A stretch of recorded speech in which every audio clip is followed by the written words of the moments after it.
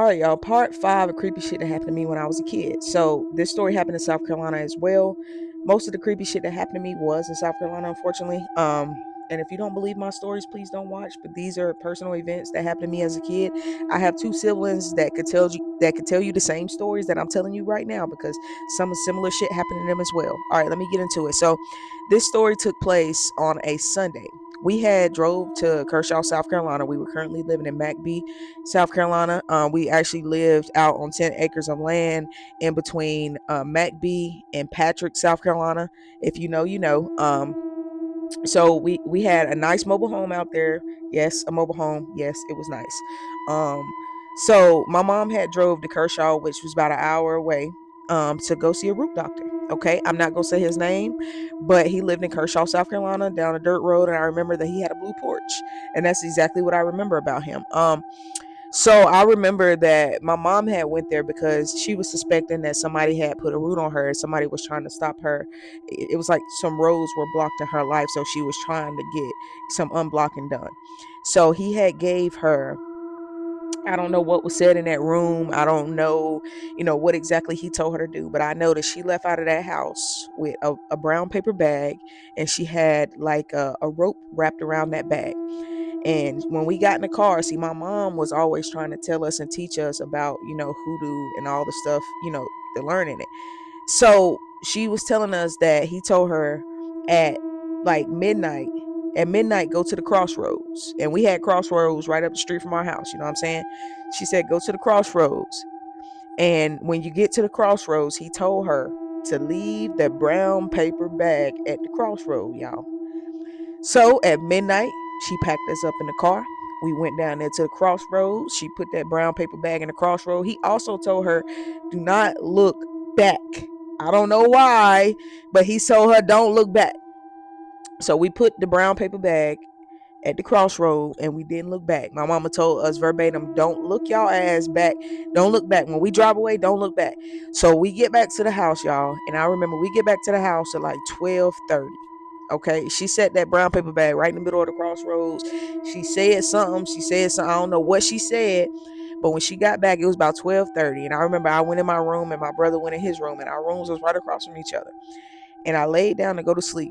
And something woke me up around about 3 o'clock. I remember it was like 3 o'clock because y'all remember them old watches, not them old watches, but them old clocks that you set on the dresser with the numbers that was really big that told you the time. I had one on my dresser, and I remember it was 3 o'clock, and I don't know why I woke up.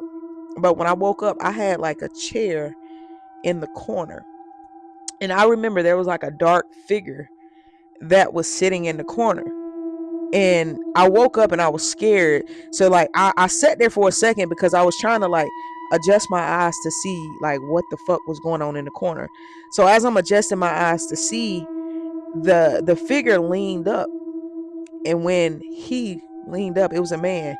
When he leaned up, he had like beautiful brown skin, and he leaned up and he smiled at me, and he said, don't ever worry, you're gonna be okay, everything's gonna be okay, everything's gonna be all right.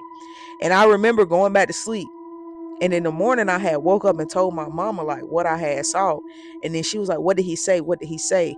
So at this point she had called the root doctor back, and then he was like, that was the protector of the crossroads. I don't know. He said there's many variations of it. You know what I'm saying? Many variations of the protector of the crossroads.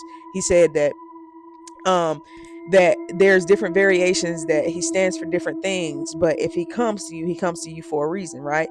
And then the fact that you reached out, I guess she reached out to whoever this entity or deity was that came to see me, and for some reason he didn't come see her, he came to see me. um he left like a coin on my bed. If I can get up, I still got the coin because my mom passed away in 2020, so I had all of her belongings. The coin stayed with her. It's actually in my attic right now. I might go up there and try to find it, but I still have the coin. It was like it was just a silver coin. It didn't have no faces on the back or on the front. It was a coin on my bed that morning when I woke up, and I gave it to my mom, and we've kept that coin ever since.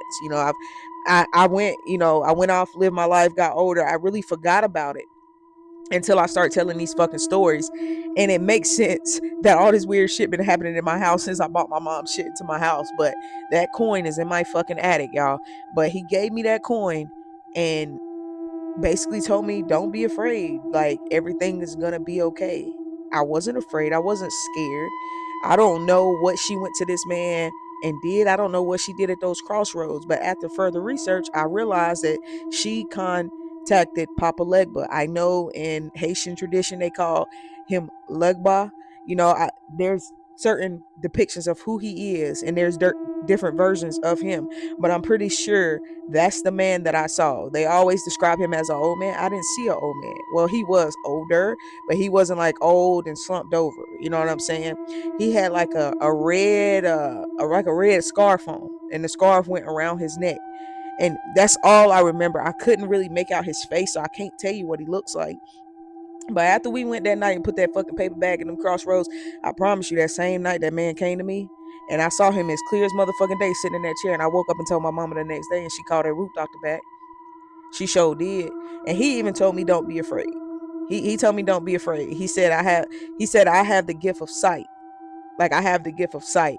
And there's been a lot of other things that happened to me between then and now that really lets me know that I have the gift of sight, y'all. But if y'all fucking with part 5, comment below, like it, share it. Let me know if y'all want part 6. Sorry for the delay, but I'm back and in fucking business, y'all. Peace and love.